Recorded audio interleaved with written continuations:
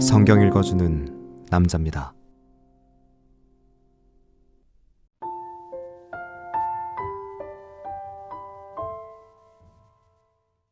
무리가 다 일어나 예수를 빌라도에게 끌고 가서 고소하여 가로되 우리가 이 사람을 보매 우리 백성을 미혹하고 가이사에게 세 바치는 것을 금하며 자칭 왕 그리스도라 하더이다 하니 빌라도가 예수께 물어 가로되 내가 유대인의 왕이냐?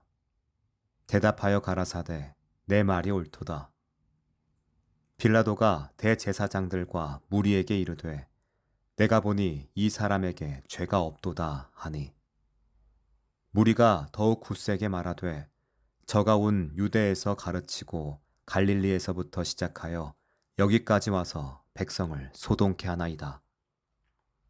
빌라도가 듣고 묻되 저가 갈릴리 사람이냐 하여 헤롯의 관할에 속한 줄을 알고 헤롯에게 보내니 때에 헤롯이 예루살렘에 있더라. 헤롯이 예수를 보고 심히 기뻐하니 이는 그의 소문을 들었으므로 보고자 한 지 오래였고 또한 무엇이나 이적 행하심을 볼까 바랐던 영고로라. 여러 말로 물으나 아무 말도 대답지 아니하시니 대제사장들과 서기관들이 서서 힘써 고소하더라. 헤롯이 그 군병들과 함께 예수를 업신여기며 희롱하고 빛난 옷을 입혀 빌라도에게 도로 보내니 헤롯과 빌라도가 전에는 원수이었으나 당일에 서로 친구가 되니라. 빌라도가 대제사장들과 관원들과 백성을 불러 모으고 이르되 너희가 이 사람을 백성을 미혹하는 자라 하여 내게 끌어왔도다. 보라, 내가 너희 앞에서 사실하였으되 너희의 고소하는 일에 대하여 이 사람에게서 죄를 찾지 못하였고 헤롯이 또한 그렇게 하여 저를 우리에게 도로 보내었도다. 보라, 저의 행한 것은 죽일 일이 없느니라. 그러므로 때려서 놓겠노라. 무리가 일제히 소리질러 가로되 이 사람을 없이하고 바라바를 우리에게 놓아주소서 하니 이 바라바는 성중에서 일어난 밀란과 살인을 인하여 옥에 갇힌 자더라. 빌라도는 예수를 놓고자 하여 다시 저희에게 말하되 저희는 소리질러 가로되 저를 십자가에 못 박게 하소서, 십자가에 못 박게 하소서 하는지라. 빌라도가 세 번째 말하되 이 사람이 무슨 악한 일을 하였느냐? 나는 그 죽일 죄를 찾지 못하였나니 때려서 놓으리라 한대. 저희가 큰 소리로 재촉하여 십자가에 못 박기를 구하니 저희의 소리가 이긴지라. 이에 빌라도가 저희의 구하는 대로 하기를 언도하고 저희의 구하는 자 곧 밀란과 살인을 인하여 옥에 갇힌 자를 놓고 예수를 넘겨주어 저희 뜻대로 하게 하니라.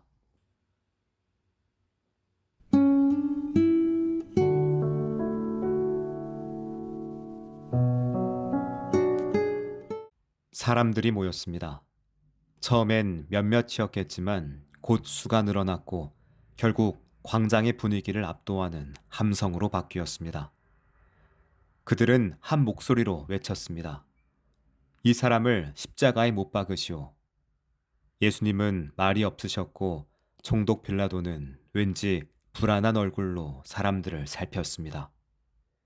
그 광경을 상상해 보면 마음이 먹먹해집니다. 거기 모인 이들은 대부분 예수님의 가르침을 들었을 사람들일 텐데 지금은 당신을 처형하려는 음모의 일부가 되었습니다. 빌라도는 분명히 3번이나 말합니다. 나는 이 사람에게서 죽일 죄를 찾지 못하였다. 그러나 사람들의 외침은 진실보다 더 컸고 분노는 이성을 이겼습니다. 결국 빌라도는 압박에 굴복합니다. 군중을 진정시키기 위해 제도를 유지하기 위해 불편한 진실을 외면한 채 예수님을 넘깁니다. 아무 죄 없는 예수님을 십자가형에 내어주는 대신 죄인 바라바를 풀어줍니다. 바라바는 반란과 살인을 일으킨 죄인이었습니다. 정치적 저항자일 수도 있었고 단순한 폭도였을 수도 있습니다. 분명한 건 그는 십자가형을 받아야 할 자였다는 점입니다. 그런데 그는 풀려납니다.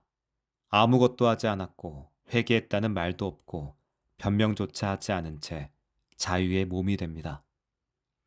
반면 예수님은 아무 죄도 없이 침묵 속에서 십자가로 향합니다. 아이러니하지만 이 장면은 복음의 핵심을 가장 선명하게 보여줍니다. 죄인이 자유를 얻고 의인이 그 자리를 대신하는 사건. 우리는 그 광장의 소란 속에서 누구일까요? 빌라도처럼 옳음은 알지만 두려워 말하지 못하는 자일 수 있습니다. 혹은 군중처럼 타인의 말에 휩쓸려 판단 없이 외치는 자일 수 있고, 어쩌면 바라바처럼 죄를 지었으나 아무 대가 없이 풀려난 자일 수도 있습니다. 그러나 예수님은 그 모든 이들을 위해 침묵하셨습니다. 당신은 무죄를 변론하지 않으셨고 억울함을 항변하지 않으셨습니다. 왜냐하면 그 침묵이 곧 사랑이었기 때문입니다. 사랑은 자기 말보다 상대방의 생명을 더 중요하게 여깁니다. 예수님의 침묵은 가장 크고 깊은 고백이었습니다. 나는 너희를 위해 이 길을 간다. 빌라도의 주저함, 군중의 분노, 바라바의 침묵 모두가 하나의 드라마 속에 섞여 결국 십자가라는 절정으로 이어집니다. 우리는 가끔 바라바의 자리에 서는 것이 불편합니다. 구원의 대상이 되기엔 너무 부족하다는 죄책감과 또 그 구원을 당연하게 여기는 교만 사이에서 갈팡질팡합니다. 그러나 복음은 분명히 말합니다. 당신은 바라바입니다. 아무 공로 없고 아무 변명도 없지만 오직 예수님이 대신 죄를 지심으로 인해 자유를 얻게 된 사람입니다. 그런데 그 자유는 나 혼자만을 위한 것이 아닙니다. 예수님의 침묵과 죽음을 통해 얻은 이 은혜는 내가 또 다른 바라바들에게 전해야 할 생명의 메시지입니다. 진리가 무너지고 정의가 침묵하는 시대에 우리는 빌라도처럼 침묵을 선택할 수도 예수님처럼 고통을 감수할 수도 있습니다. 복음은 우리에게 물어옵니다. 너는 누구의 자리를 선택하겠느냐고. 십자가에 넘겨진 예수님을 바라볼 때 우리는 두 가지 감정을 함께 경험합니다. 하나는 깊은 죄의식이고 다른 하나는 헤아릴 수 없는 감격입니다. 내 자리에 예수님이 서셨고 나는 당신 때문에 살아났습니다. 그 진실이 오늘도 우리의 삶을 붙들고 믿음의 길을 걷게 만듭니다. 기도드리겠습니다. 주님, 나를 대신하여 넘겨지신 그 사랑을 기억하며 오늘도 주님 앞에 고요히 멈춰서게 하소서. 아멘.